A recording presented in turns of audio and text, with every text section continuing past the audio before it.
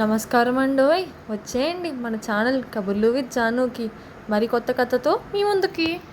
అలాగే ఆరాధ్య. నాన్నగారు, మీరు ఇక ప్రశాంతంగా నిద్రపోండి.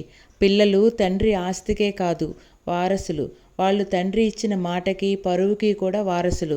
అందువలన అతడు నిజంగా చదువు సంస్కారం కలవాడైతే సహజంగానే తన తండ్రి చేసిపోయిన అప్పుకి తప్పకుండా తీర్చుకోగలుగుతాడు. విష్ణువర్ధన్ కూతురి మొహం వైపు చూస్తూ, అందులో అప్పు కూడా తక్కువైనది ఏమీ కాదమ్మా. అయినా కొడుకు కూడా కుర్రవాడే కదా, ఒకవేళ తీర్చలేకపోతే అన్నాడు. తీర్చలేనివాడు సుపుత్రుడు కాదు. అటువంటి వాడికి సహాయం చేయటం ఉచితమైన పని కాదు నాన్నగారు అన్నది. విష్ణువర్ధన్కి తన కూతురి తెలివితేటల గురించి, ఆమె చొరవ చురుకుతనాన్ని గురించి బాగా తెలుసు. అందుచేత ఆయన ఎక్కువసేపు వాదించలేదు. ఒక నిట్టూర్చి, నీకు ఏది మంచిది అనిపిస్తే అది చేయి. నేను నిన్ను ఏ రకంగానూ ఆదేశించను. నువ్వు ఎప్పుడూ మంచి మాత్రమే చేస్తావు అని నమ్ముతున్నాను అన్నాడు విష్ణువర్ధన్. నాన్నగారు, ఇప్పటికే మీరు చాలా అలసిపోయారు. ఇంకా మీరు విశ్రాంతి తీసుకోండి. ఈ విషయాలు ఏమీ ఆలోచించవద్దు అంటూ లైట్ ఆర్పబోయింది ఆరాధ్య.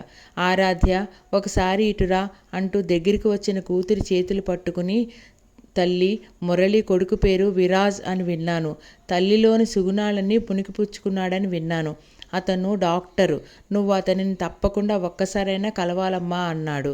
తప్పకుండా నాన్న, ఈరోజు మీరు చాలా అలసిపోయారు. మీకు విశ్రాంతి చాలా అవసరం.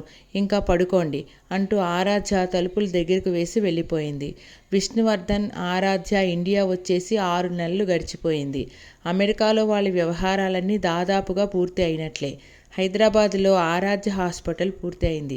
హాస్పిటల్ నిర్మాణ బాధ్యత అంతా సీతారాం అతని కొడుకు గౌతమ్ పర్యవేక్షణలోనే జరిగింది. ఈ హాస్పిటల్ నిర్మాణ బాధ్యత నిమిత్తం భీమలాపురం గ్రామంలో ఉండే సీతారాం తరచూ హైదరాబాద్ రావాల్సి వచ్చింది. అట్టహాసంగా ఆరాధ్య హాస్పిటల్ ప్రారంభోత్సవం జరిగింది. ఈ ప్రారంభోత్సవానికి ఎలాగైనా మురళిని, అతని కొడుకుని రప్పించాలని అనుకున్న విష్ణువర్ధన్ కోరికను సీతారాం అడ్డుకోవడంలో విజయం సాధించాడు. హాస్పిటల్ ప్రారంభమై 10 రోజులకే విష్ణువర్ధన్ లోకం విడిచి వెళ్ళిపోయారు. హైదరాబాదులో ఉన్న ఆ పెద్ద ఇంటిలో ఇప్పుడు ఆరాధ్య ఒంటరిగా ఉంటోంది. గ్రామంలో జమీందారీ వ్యవహారాలు సీతారాం చూస్తున్నాడు. ఇప్పుడు ఆయన ఆరాధ్యకు సంరక్షకుడు అయిపోయాడు. ఆయన గ్రామంలో ఉండటం వలన ఆరాధ్య మంచి చెడ్డలు చూసే బాధ్యత ఆయన కుమారుడైన గౌతమ్ మీద పడింది. ఆ రోజు గౌతమ్ ఆరాధ్య దగ్గరికి వస్తూనే తండ్రి స్నేహితుడైన మురళి చావు వార్తను తీసుకువచ్చాడు. అలాగా, మా నాన్నగారు ఆయన గురించి చెప్పారు. ఆయనకు అప్పు ఇచ్చిన సంగతి కూడా చెప్పారు అంది ఆరాధ్య. ఆ సంగతి నాకు కూడా తెలుసు. మీరు కనుక అంటే అతనికి గ్రామంలో ఇల్లు, ఇంటి చుట్టూ కొంత స్థలం ఉన్నాయి. దానిని స్వాధీనం చేసుకుందాం. అక్కడ మనం మెడికల్ క్యాంప్ ఏర్పాటు చేసి పేదవాళ్లకు మన హాస్పిటల్ నుంచి డాక్టర్స్ని తీసుకువెళ్ళి ఉచితంగా వైద్యం చేయవచ్చు. నెలకు ఒకసారైనా అన్నాడు విరాజ్. ఆరాధ్య మరి ఇంకేమీ ఆలోచించలేదు. ఇది చాలా బాగుంది, మనం అలాగే చేద్దాం.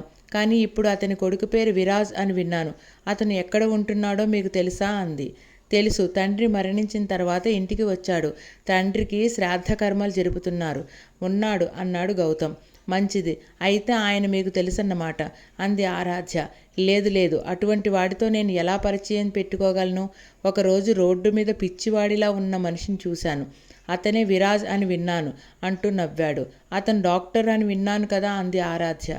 నాకు అతను డాక్టర్ అంటే నమ్మకం లేదు. పొడుగ్గా పెరిగిన జుట్టు పోనీటైల్ కట్టుకుని పొడుగ్గా బక్కపలచగా చూడటానికి పిచ్చివాడిలా ఉన్నాడు అంటూ పెద్దగా నవ్వాడు. ఈ సంభాషణ ఎందుకో ఆరాధ్యకు పెద్దగా నచ్చలేదు.